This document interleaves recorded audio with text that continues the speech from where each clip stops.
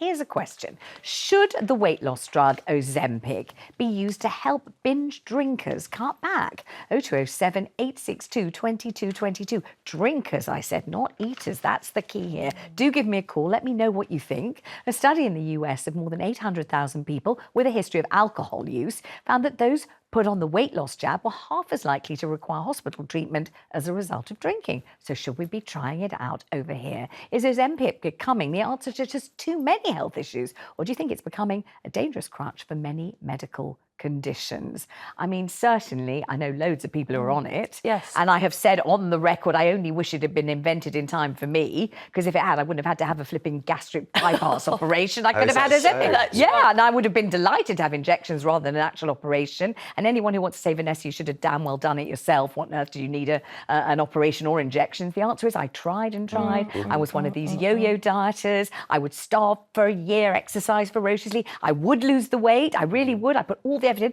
and then I'd celebrate with a piece of cake or a pie or something, and within seconds the weight would come back again, and I did it again and again and again. And you were treated publicly. I was losing the battle, and it was all in the public arena. It was horrible. I get pictures of my bottom on the front of magazine. You know, it was ghastly, really ghastly. So in the end, I did, on doctor's advice, and I paid for it myself, have a gastric bypass. You've never looked better. Well, you're very kind, but if Ozempic or Mounjaro or any of the other things, Wegovy, had existed then, blimey, I'd have been first in the queue, and I'd have been absolutely delighted. And everyone I know who's on it says that they just cannot believe the results. I don't know about you, Lizzie. Yes, well, I've got many friends, showbiz friends, that are on it, but there are a lot of people that I know that are on it and shouldn't be on it. And that's what worries me. It's become trendy to be on it, and I can see instantly who's on it, and the weight doesn't always go from the places you want it to go. Also, you get the face, and we know many stars like Sharon Osbourne where you can see it's gone too far.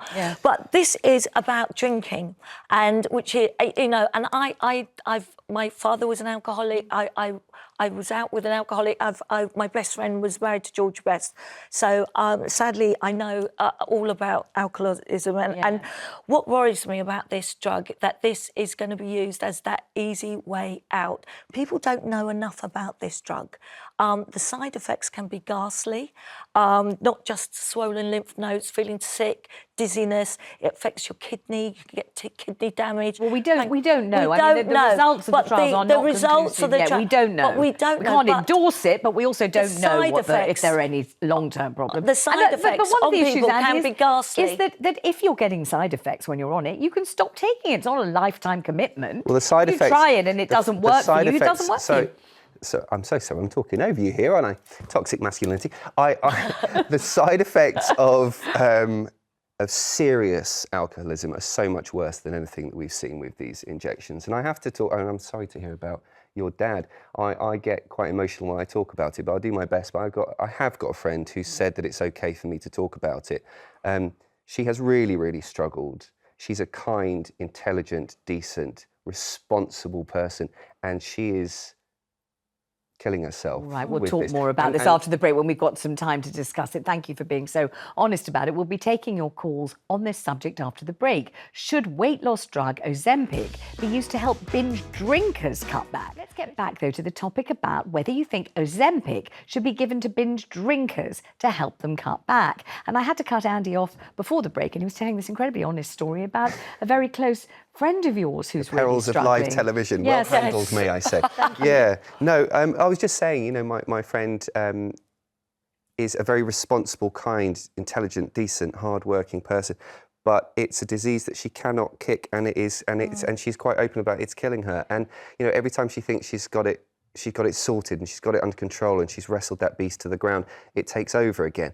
And so I would give to her Ozempic, I would give to her anything that helped to get her off. I mean, people who are in the throes of an addiction, you know, will kind of testify to the fact that you fight it, you try your best, you're absolutely determined, you know, you're in the STEP program, you're this, you're that. And then sometimes, you know, in the early hours of the morning or something, you're on your own and bang, the whole thing just goes to pot. So you can't help thinking... It's heartbreaking. It might be a good idea to give this a whirl. It's a disease, sadly, and if you're addicted to alcohol, I've seen it, I've lived with it, and it's heartbreaking for everyone around you.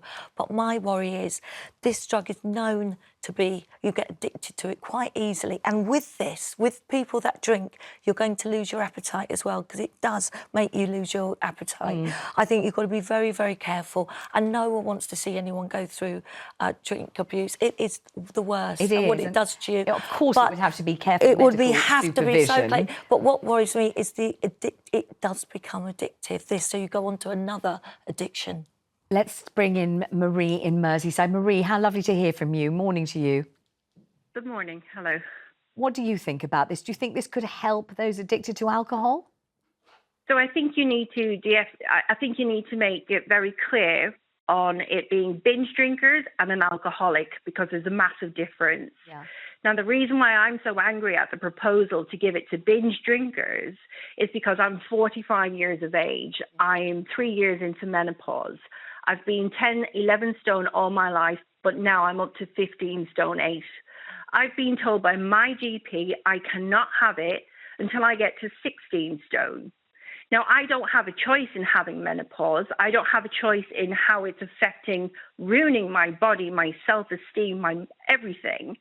Binge drinkers, to a degree, have a choice.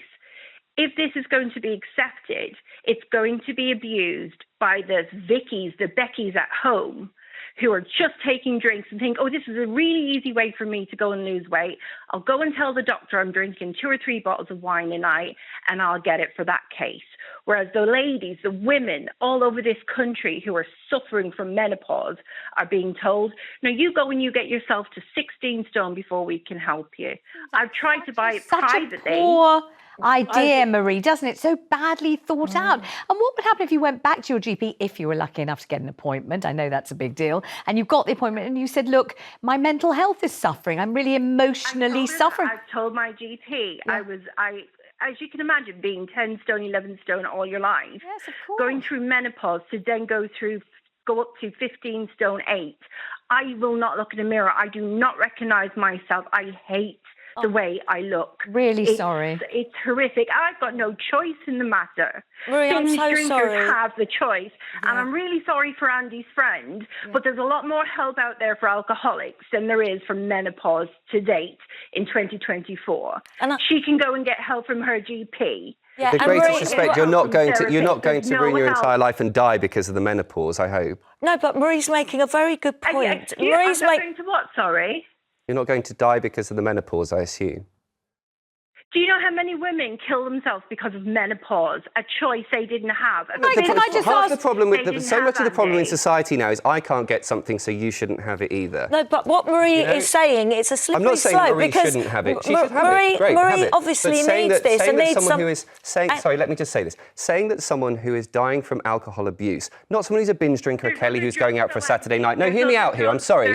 Hear me out here. Saying that somebody who has alcohol addiction and a disease shouldn't get it because you can't get it. No, but what... I don't understand the morality of that. If Andy, you want it, Andy, then can you other listen to what Marie was saying? Is actually there's a slippery slope because Marie obviously is in need of this, and it's really tough as well. Going through the menopause, it's really tough, and basically, what she's saying. Others can say, "Oh, I've got a drink problem," and they can get this drug, whereas Marie, who genuinely needs this, isn't going to get it. That's her point. We're looking here at people who are alcohol addicted, not people who are going out for too many drinks on a Saturday night. Which is what I wonder whether the punchline of this story, though, is that we just need more supplies of it so that there isn't an us and not you. It's just if you need it, then you can have it. We need to, presumably that might be the answer. I don't know. Thank you, Marie. And listen, I really feel for you. You're obviously going through an absolutely horrific time. I wish there were another way you could get hold of it, because this doesn't seem at all fair that they're making you wait till you climb up to 16 stone. That seems totally wrong and utterly self-defeating. So I'm so sorry. Let's talk to Carol in Hull. Hi, Carol. Hi, Vanessa. Hi, Lizzie and Andy. What do you think, Carol? I don't think it should be given to the binge drinkers and I don't think it should be given to people who are overweight. It should be given to the people it was meant for. Ozempic was developed for diabetics. My youngest has got diabetes and is a candidate for the drug. But the doctor said, well, we're not going to prescribe it because you won't be able to endorse it at the pharmacies.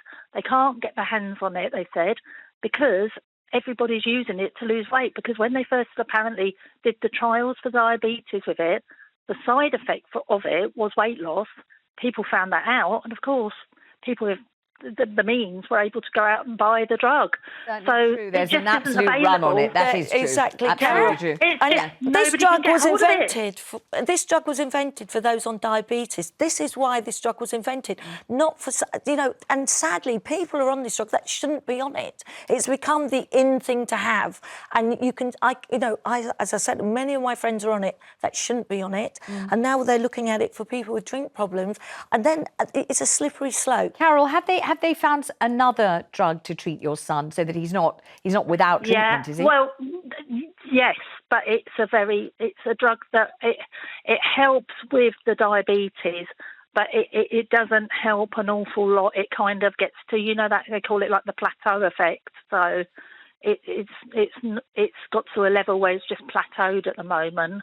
And so your doctor said he can't have that drug because they're worried about the supply chain. There just might not be enough of it around. Is that the idea? He said the whole point is the pharmacists haven't got it in at all. No.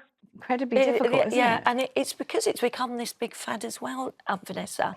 I mean, there are so many that are on it, as I said, that shouldn't be on this drug. And it worries me that people are just going to use it as a crutch. And as I say, it is addictive. Once you get on it, you see the difference it makes. You can't get off it. And then when you do, you will just go back possibly to the eating and the drinking anyway. On the other hand, when you say it's a crutch, if you're somebody who's lame, you need a crutch. And if you're somebody who's drinking to oblivion and really destroying your liver and your prospects... this was made for diabetes. I think it's a shame when we talk about things these people don't have it, therefore these people shouldn't have it. We have two groups of people here who need it. And if we can save people's lives and save people's health by giving them, and their families, because it has a knock-on effect, alcoholism, as does physical health, then that's an investment worth making. It's the sad thing here is that people who should be getting it for diabetes are being denied it, and the response to that isn't, well, no one else should have it then. The response should be, we need to have it for more people. But it was originally made for those on diabetes, and those that have diabetes aren't able to get it. Do you worry at all about the constant stream of good PR stories coming out about these drugs? Because almost every day there's something about, they prolong your life expectancy, they might stop you. Even Jeremy said on the show, they might stop you gambling, they might just suppress that part of your brain that says, I need this thrill and this thrill. They might help with all kinds of addictions. It's tremendously good press and PR. Does any part of you think, hang on, what's going on here? Are we maybe being sort of steered? I think we are being steered, and we've all got to be responsible for our own health and not just rely on other things, fads that are coming through. And it does worry me. This is a slippery slope. It worries me. And those that need it, yes, Andy, your friend needs it, and I can understand, and I feel her pain. As I said, I've lived through watching loved ones with drink problems, but can turn into another addiction, and it worries me. Tells us and that it new can't medicines get. Panacea medicines often do have a sting in the tail. We find out 50 years later, well, actually, they led to this, they led to that, they led to increased cancer or something. I'm not saying Ozempic does. It's definitely a watch this space, this one, isn't it? Yes, it is. And watch people getting smaller and smaller before your very eyes. Now.